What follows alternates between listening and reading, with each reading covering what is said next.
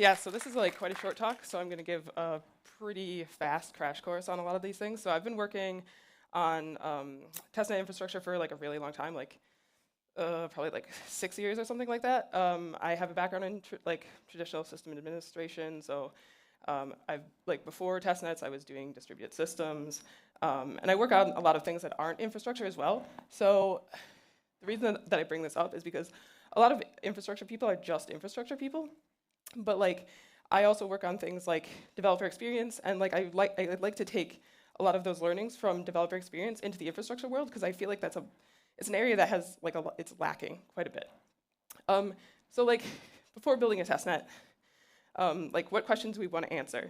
Like, is it for performance testing? Is it for users?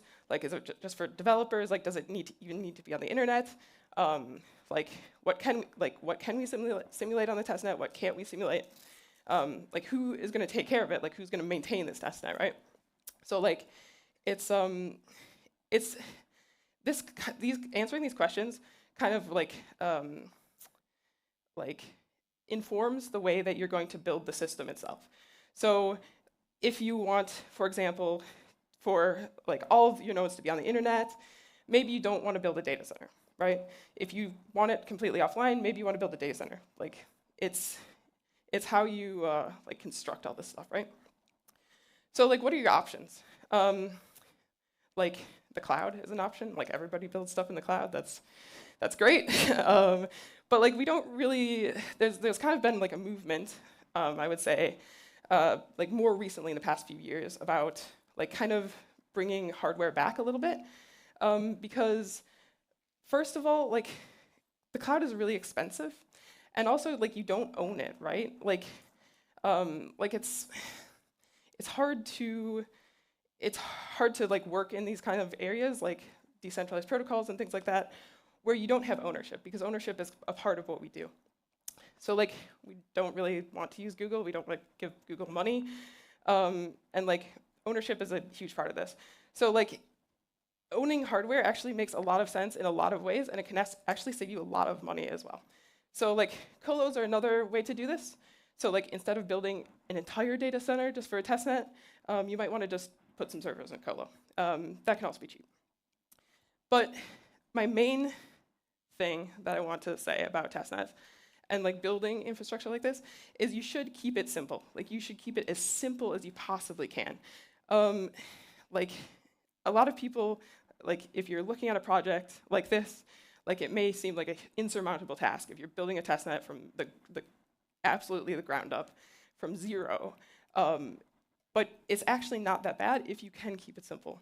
So like you can, even if you don't know anything about hardware, you can work with vendors. Vendors are happy to like walk you through processes. You can get multiple offers from multiple vendors. And a lot of the time they also let you benchmark the hardware that you want to get. So like if you are talking to multiple vendors, have multiple options for different hardware, you can just benchmark your stuff on it. Like you can run your own, like your nodes on them and see how they do. For software, you also want it to stay minimal. And like, this is hard to do because there's so much stuff that you do need in order to actually make a testnet work. Obviously, you need the nodes themselves, you need monitoring, you need not monitoring for your monitoring, but like, you really want to keep it as minimal as possible and stay flexible. So like, you want to be able to add stuff after like you kind of bring all of this stuff up. Because if it's an inflexible system, then it's difficult to adapt with the development process. And like really, really, really keep it simple. So what you should try to do is not let people over-engineer this stuff. If you're a developer or like a founder and like you have like a DevOps person, keep a close eye on them. They do have a tendency to over-engineer things. So you can ask them questions, be like, okay, why are you doing this? Why are you doing that? And try different things. Make sure you like don't incur overhead in the engineering process of the stuff, and don't create structural dependencies. So this is something that I've seen before where you make one software choice, which then incurs more technical debt later when you decide to change that choice. So like things that rely on other things that rely on other things, if you take a piece out of that stack, then the whole thing comes crashing down. And that is not what you want to happen if you wanted to replace that piece. So in all of this stuff, we built one, and we kind of used this process, right? We came from the bottom and we were like, what is the most cost effective? What can we get for our money? What is the best option? And that ended up being hardware for us. I mean, that's the thing, is like, one of the things that you also have to take into account is like the size of the team, like the amount of time you can spend to build the thing in the first place. Like if you are, 5 people, you might not be able to build a data center, but you can maybe talk to your local guy and at a colo and be like, okay, do you have any spare rack space? I'll just buy a server, put it in there, and then they can take care of it for you.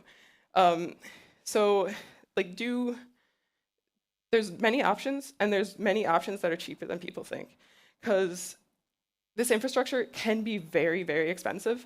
To give you some figures, I have seen testnets run for upwards of $1 million a year, just in costs, like infrastructure costs purely.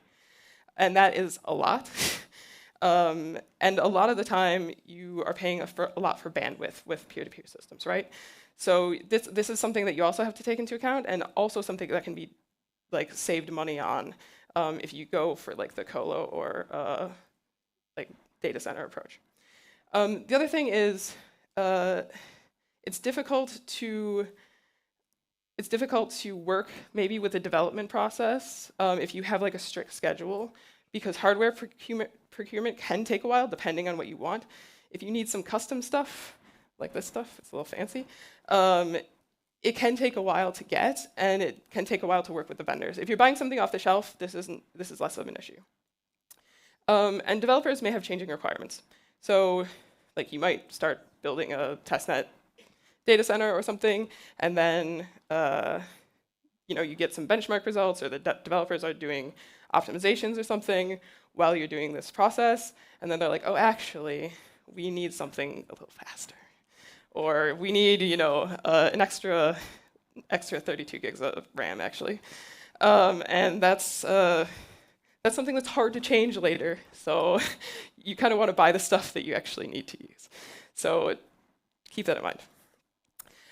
This one is something that I've been working on, which is 87 servers with Threadrippers in them. And the reason that we went with Threadrippers for this testnet is because they have very high single-threaded performance. And this is important for a lot of blockchain applications, because there are some things that do not run in a multi-threaded manner. I think it obviously depends on what you're working on, but the single-threaded performance on consumer hardware is actually better than that of server hardware, generally. So this is good in 2 ways, because people can just buy nodes with consumer hardware and run them at home, which is what we like. But it's more difficult when you're going for server hardware, because generally you don't put consumer-grade hardware in a server rack, which is what we've done here. In terms of software that we've chosen for this, we went with Nomad. Sorry to all the Kubernetes fans in the room. But we decided that, or I decided actually, that Kubernetes might be a little bit too much for this if there's like only me taking care of it, or like some other poor guy taking care of it. And Nomad seemed to be a very simple option that just allows us to like run everything. Developers have a UI, they can submit jobs, and it's done. And obviously we have like the normal Grafana Prometheus stuff and some custom telemetry that I'm also working on, which isn't ready yet. But that's basically it. If anybody wants to find out more, find me. I'm easy to find. Come and talk to me. So thank you.